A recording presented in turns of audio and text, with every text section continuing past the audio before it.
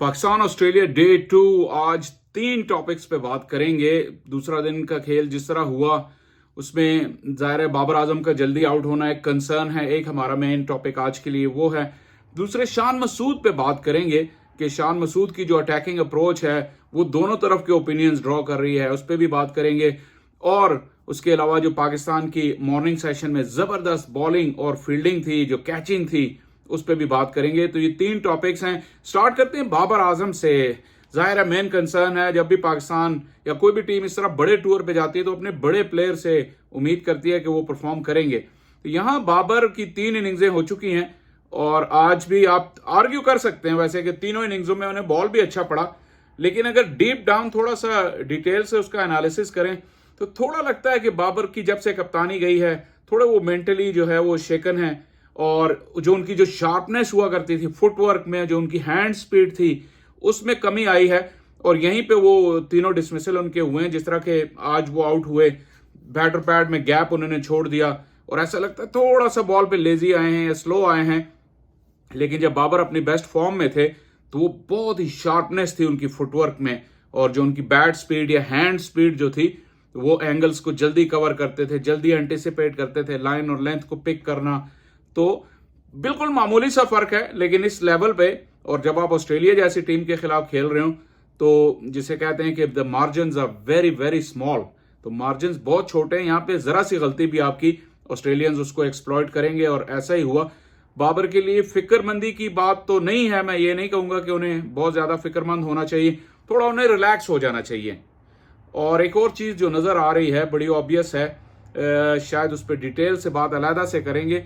उनकी फिटनेस भी मुझे लगता है कि थोड़ा सा फर्क पड़ा है। उनकी कुछ इमेजेस ऐसे आ रहे हैं, जो तस्वीरें हमने देखी हैं, कि लगता ही है कि उनकी फिटनेस जो है जो हुआ करती थी थोड़ी सी उस पर फर्क पड़ गया है।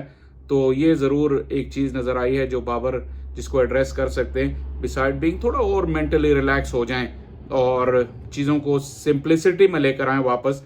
बेस्ट प्लेयर्स पे ये वक्त आता है तो उस लिहाज से तो ये परेशानी की बात नहीं है, लेकिन इतने अब कंसिस्टेंटली ये चीज़ हो गई है कि बाबर सोचने पर मजबूर होंगे कि ऐसी वो क्या गलती कर रहे हैं। तो मुझे उम्मीद है कि जो कोच हैं मोहम्मद हफीज़ या फिर जो मैनेजर हैं मंसूर राना, जो कि बहुत बचपन से उनके साथ हैं, यहाँ पे कुछ ज़्यादा टेक्निकल एडजस्टमेंट की ज़रूरत भी नहीं है। थोड़ी सी मेंटोरिंग की ज़रूरत है, थोड़ा सा मेंटली रिलैक्स करने की ज़रूरत है और उनको अपने ग्रुप में वापस आने की ज़रूरत है। तो ये चीज़ें मंसूर राना भी कर सकते हैं, जो हेड कोच है मोहम्मद हफीज़ भी कर सकते हैं, शान मसूद भी कर सकते हैं। दूसरा टॉपिक हम आते हैं शान की अप्रोच के ऊपर। जिस तरह की शान की अप्रोच है, 2 इनिंग्सों में उन्हें स्टार्ट मिला, 3 में से 2 इनिंग्सों में सीरीज में 30 भी उन्होंने किए, आज 50 भी किए, लेकिन जिस तरह वो आउट होते हैं तो वो क्रिटिसिज्म ड्रॉ करते हैं। अब हमें ये भी समझना चाहिए एज ए फैन और एज एन एक्सपर्ट भी कि हम मॉडर्न डे क्रिकेट का वावेला मचाते हैं बहुत ज्यादा, तो वहां पे इस तरह की अप्रोच होती है और इस तरह के डिसमिसल्स भी होते हैं। तो उस पे आपको फिर ये सोचना होगा कि आप क्या चाहते हैं। आप क्या चाहते हैं, कंजर्वेटिव अप्रोच जिस तरह इमाम और अब्दुल्ला ने पहले टेस्ट में खेली, ये शान का एग्रेसिव इंटेंट। तो वहां पे इस तरह की गलतियां होंगी। अगर आप चाहते हैं कि कोई बंदा जो है एग्रेसिव इंटेंट के साथ खेले और तेज खेले, चढ़ के खेले दूसरी टीम पर, तो वहां इस तरह की गलतियां होंगी। यहां सिर्फ थोड़ा सा एक क्रिटिकल एनालिसिस अगर मैं शान का करूंगा तो मुझे उनकी अप्रोच से कोई प्रॉब्लम नहीं है। जो उनकी अप्रोच है पॉजिटिव, यही मेथड उन्होंने अप्लाई किया फर्स्ट क्लास क्रिकेट में, बड़े बड़े रन्स किए, काउंटी क्रिकेट में भी, पाकिस्तान की डोमेस्टिक क्रिकेट में भी। तो ये अप्रोच उनकी उस लेवल के लिए सही थी। यहां मुझे लगता है कि जब शान आते हैं और चढ़ के खेलते हैं तो जब वो 30-40 कर लेते हैं, ये मेरा अपना पर्सनल ओपिनियन है और शायद आप इससे एग्री करें या ना करें, तो वो जो नर्वसनेस है, वो जो टेंशन है या जो नर्वस एनर्जी है वो खत्म हो जानी चाहिए और वहां से शान को मेरिट पे खेलना शुरू कर देना चाहिए। कि शान की जो एबिलिटी वाइज है वो नेचुरली आपके वो इतने गिफ्टेड प्लेयर नहीं हैं कि वो इतने एग्रेशन के साथ कंसिस्टेंटली टॉप लेवल पे खेल सकें। एबिलिटी का जरूर कहीं ना कहीं अमल दखल होता है। हालांकि शान ने बहुत ज्यादा मेहनत की अपने गेम पे, अपने आप को इवॉल्व किया, अपने लिए एक मेथड सोचा है कि किस मेथड से मैं कामयाब हो सकता हूं, और अभी तक जो फर्स्ट क्लास लेवल तक उस मेथड पे वो बहुत कामयाब हुए हैं।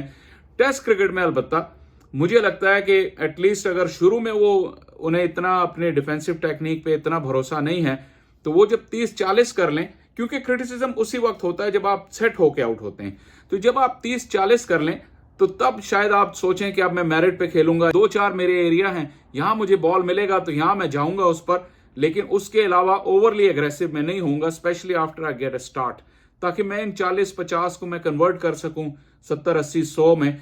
क्योंकि ये तो बात जाहिर है कि जो उनकी एग्रेसिव इंटेंट है उसका ऑपोजिशन पे असर होता है। जिस तरह आज जब शान बैटिंग के लिए आए तो फील्डिंग खुली हुई थी, और उसके बनिस्बत जब अब्दुल्ला खेल रहे थे तो सारे फील्डर चढ़ के आए हुए थे। तो Shan has achieved some purpose from his aggressive intent, लेकिन अब उनको इंटरनेशनल लेवल है, एक स्टेप अप है, तो उनको भी अपना गेम एक स्टेप अप करना पड़ेगा कि ये 30-40 को कन्वर्ट करें 50, 70, 80 और 100 में। तीसरा टॉपिक जो कि जाहिर है, जब दिन का खेल आगाज हुआ तो पाकिस्तान काफी पीछे था मैच में, लेकिन जो जबरदस्त बॉलिंग और कैचिंग थी पाकिस्तान की, उसने पाकिस्तान को वापस मैच में ला खड़ा किया। हालांकि 52 एक्स्ट्रा पाकिस्तान ने दिए, ये क्रिटिकल पॉइंट था जिसमें 22 के 20 रन थे, जिसमें अजीबोगरीब एक यहाँ कहानी शुरू हो जाती है कि रिजवान और सरफराज का एक मैच चल रहा होता है आपस में। जो भी खेल रहा होता है अगर उसके हक में कोई बात कर दे तो सरफराज के जो हिमायती हैं वो कूद पड़ते हैं और वो उस बहस को दूसरी जानिब ले जाते हैं। और इसी तरह जब सरफराज खेल रहे हो उनके हक में या उनके खिलाफ कोई बात हो तो फिर वो रिजवान को लेके लोग उसमें कूद पड़ते हैं। अजीबोगरीब की सी एक सिचुएशन है। आज रिजवान ने 20-22 के रन तो कंसीड किए, लेकिन एक क्विक विजुअल में आपको दिखा रहा हूं, साथ साथ चल रहा होगा, आप खुद ही इंसाफ से देखिए कि इसमें से कौन से बॉल पकड़ने वाले थे। लेकिन उन्होंने जो कैच लिया उसने टोन सेट की। सलमान अली आगा ने स्लिप में शानदार कैचेस पकड़े, अब्दुल्ला शफीक ने भी एक कैच पकड़ा, एक छोड़ा जरूर उन्होंने, फिर भी वो एक वाहिद आप कह सकते हैं कि ब्लैमिश थी पाकिस्तान की आज की फील्डिंग की रिपोर्ट कार्ड के ऊपर। लेकिन ओवरऑल जिस तरह की बॉलिंग थी, मीर हमजा ने अपनी एबिलिटी के अंदर रह के मैक्सिमम परफॉर्म किया उन्होंने, और 2 विकेटें उन्होंने हासिल की। और एज ए होल पाकिस्तान के बॉलिंग यूनिट ने आज शानदार कारनामा किया, तो जिसकी वजह से ये कि पाकिस्तान मैच में वापस आया। और फिर जो अब्दुल्ला की पार्टनरशिप थी खान के साथ, उसने भी पाकिस्तान को एकदम मैच में रखा। लेकिन जो कोलैप्स हुआ वो बड़ा ही अनफॉर्चुनेट सा था। लेकिन आप ऑस्ट्रेलिया के खिलाफ, लेकिन फिर कोलैप्स हुआ। और यही मैं पहले दिन से ये बात कर रहा हूं कि ऑस्ट्रेलिया के खिलाफ जब आप एक सेशन जीतते हैं फिर आपको दूसरा भी जीतना होता है, तीसरा भी जीतना होता है, और वो मुश्किल इसलिए होता है कि ऑस्ट्रेलिया हिम्मत हारते नहीं, they keep coming back at you. और जब अब्दुल्ला जैसे आउट हुए, शान आउट हुए, सॉफ्ट डिसमिसल थे ये दोनों ही, फिर बाबर आउट हुए, लेकिन सबसे डिसअपॉइंटिंग जो डिसमिसल थे वो सऊद के और आगा सलमान के थे। बहुत ही रेकलेस शॉट उन्होंने खेले, और पाकिस्तान का जो इनिशिएटिव जो गेन किया था, पाकिस्तान 2 सेशन डोमिनेट किए पाकिस्तान ने, लेकिन तीसरा सेशन ऑस्ट्रेलिया केम रोरिंग बैक और गेम को उन्होंने एक बार फिर छीन लिया पाकिस्तान के शिकंजे से। और अब ऑस्ट्रेलिया एक मरतबा फिर टॉप पर है और Pakistan has it all to do on day 3।